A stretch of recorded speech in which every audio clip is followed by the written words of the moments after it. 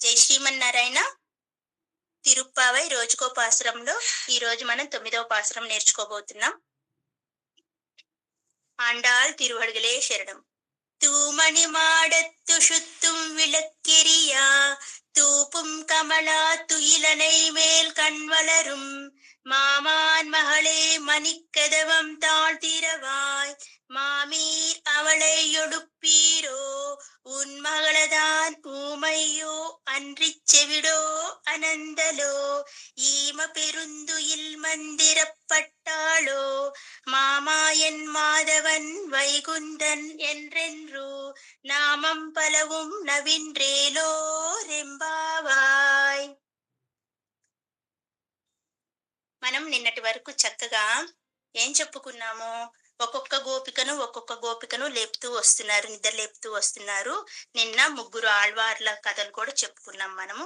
ఈనాటి గోపిక యొక్క భవనం గురించి, ఆమె యొక్క భవనం చక్కగా మణులతో నిండి చక్కగా ఉందంట, చాలా సుందరంగా ఉందంట, మణులతో పొదగబడి ఉందంట. ఇక్కడ మణి అంటే ఏంటి? మణి అంటే 9 అనే సంఖ్యను సూచిస్తుంది. ఆ మణితో పోల్చినటువంటి గోపిక యొక్క భవనం చక్కగా ఎలా ఉంది అని మనకు వివరిస్తున్నారు ఈ రోజు అమ్మ. 9 అంటే భగవంతునికి మనకి ఉన్నటువంటి నవవిధ సంబంధం. ఆ సంబంధం గురించి బాగా తెలిసిన గోపిక కావటం చేత ఈమంటేనే భగవంతుడికి చాలా ఇష్టం అంట. చూడండి, భగవంతుడంటే ఈమెకి ఇష్టం కాదు, భగవంతుడే ఈమెకి ఇష్టం, భగవంతుడికే ఈమె ఇష్టం అంట. భగవత్ అనుభవాన్ని పరిపూర్ణంగా సాధించిన గోపిక ఈ యోగ సాధనలో ఆమె వశీకరణం అనే అవస్థకు కూడా చేరుకుందంట. అలాంటి అవస్థకు చేరుకున్న ఈ గోపిక ఆ రహస్యం ఏందో మనం కూడా తెలుసుకుందాం. ముందుగా అర్థం చూసుకొని ప్రతి పదానికి ఆ తర్వాత అర్థం చెప్పుకుందాం. తూ అంటే పరిశుద్ధమైన, మణి అంటే మణులతో నిర్మించిన, మాడత్తు మేడలో, సుత్తుం చుట్టూ, విళక్కు దీపములు, ఎరియా వెలుగుచుండగా, ధూపం అంటే ధూపము, అగరువత్తులు అంటాం కదా, సాంబ్రాణి కడ్డీలు అవి, కమల పరిమళింపగా, తుయిల్ నిద్రింపతగిన, అణైమేల్ శయ్యలో, కణ్వళరుం నిద్రించు, మామాన్ మహళే మేనమామ కూతురా, మణిక్కదవం మణులతో చేసిన తలుపు యొక్క, తాళ్ గెడియను, తిరవాయ్ తీయుము, మామీర్ అత్త, అవళై ఆమెను, ఎడుప్పీరో నీవైనా లేపరాదా, ఉన్ మహళదాన్ నీ కుమార్తె, ఊమయ్యో మూగదా, అన్రి లేకపోతే చెవిడో చెవిటిదా, అనందలో లేకపోతే ఏమీ తెలియకుండా పట్టనట్టుగా ఉదాసీనంగా ఉందా, ఉదాసీనురాలా.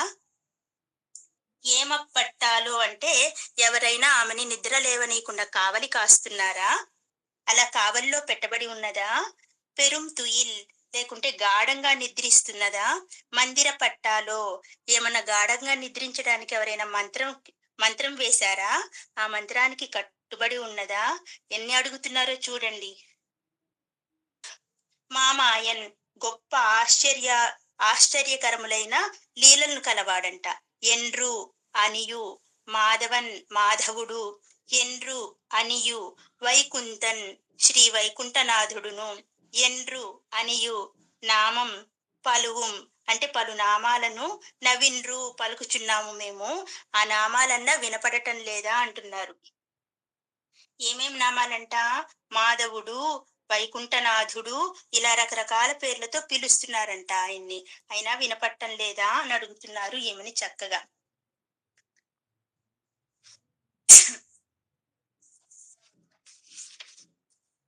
తూమని మాడత్తు శుత్తుం విలక్కెరియా. తూమని మాడత్తు అంటే ఈనాటి గోపికకి మామూలుగానే భగవంతుడితో శారీరక సంబంధం కలిగి ఉందంట. శారీరక సంబంధం అంటే మామ కూతురంట, భగవంతుడికి మామ కూతురు అవుతుందంట ఈమె, అందుకని ఆ రకంగా శారీరక సంబంధం కలిగి ఉంది అని చెప్తున్నారు ఇక్కడ. స్వచ్ఛమైన, తూమని మాడత్తు అంటే స్వచ్ఛమైన మణులతో పొదగబడిన, మాడ మనమేమంటాం మేడ అంటాము, వాళ్ళు మాడ అంటారు. మాడ అంటే ఎత్తైన భవనం అంట. ఆ భవనంలో నిద్రిస్తుందంట ఆమె. ఆ భవనంలో నిద్రించటం బయట వీళ్ళకెలా కనపడుతుంది? ఎందుకంటే ఆ భవనమంతా మణులతో నిండబడి ఉందంట. మణులతో చేయబడి ఉందంట. ప్రకాశవంతంగా ఉందంట. అందుకని లోపల ఆమె నిద్రించటం బయట వీళ్ళందరికీ కనపడుతుంది.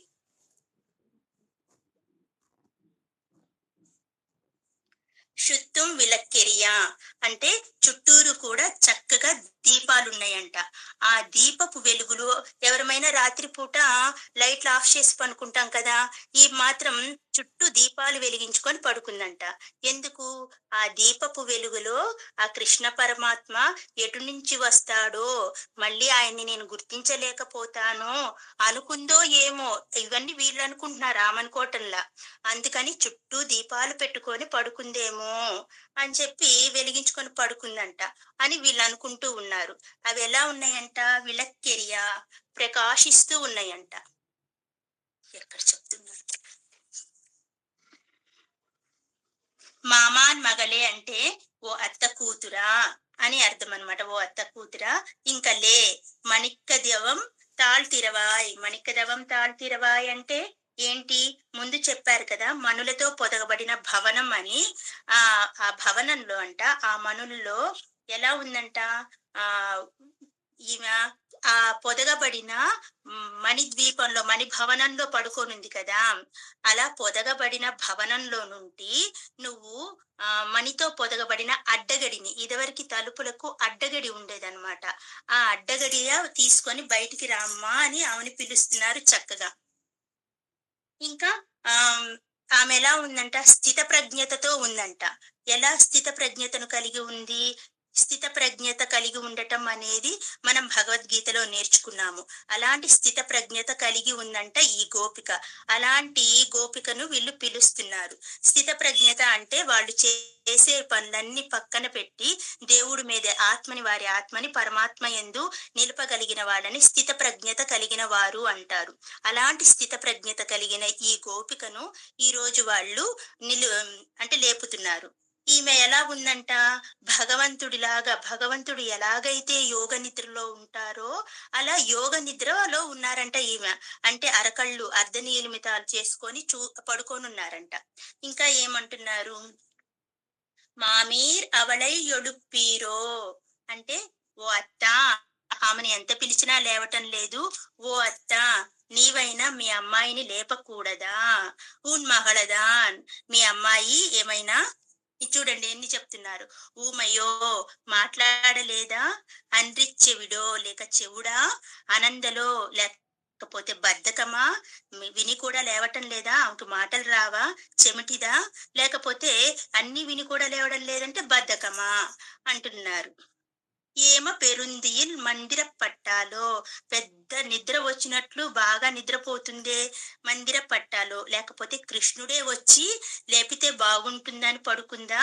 లేకపోతే కృష్ణుడు ఏమన్నా వచ్చి నిద్ర లేవకూడదు అని మంత్రం వేశాడా? లేకుంటే నువ్వు లెగిస్తే బాగోదు అని కృష్ణుడు ఏమన్నా ఎవరినైనా కాపలా పెట్టాడా?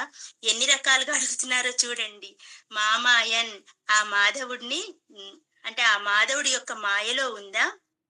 ఆ మాధవుడు మాయావి వైకుంఠవాసుణ్ణి నామం నెన్నెన్రు నామాన్ని మేం పలుకుతుంటే ఈమె ఉలకదు పలకదు. నీవైనా మీ అమ్మాయిని లేపొచ్చు కదా అని అడుగుతున్నారు చక్కగా. ఈ ఈ పాశురంలో అమ్మని నిద్ర లేపడానికి ఇన్ని రకాలుగా చెప్తున్నారు బయట నుంచి అమ్మ మిగిలిన గోపికలు. అలాగే మనం కూడా స్వామి దగ్గరికి నిద్ర లేచి చక్కగా ఈ వ్రతంలో పాలు పంచుకోవడానికి మనం కూడా వెళ్దామా? జై శ్రీమన్నారాయణ.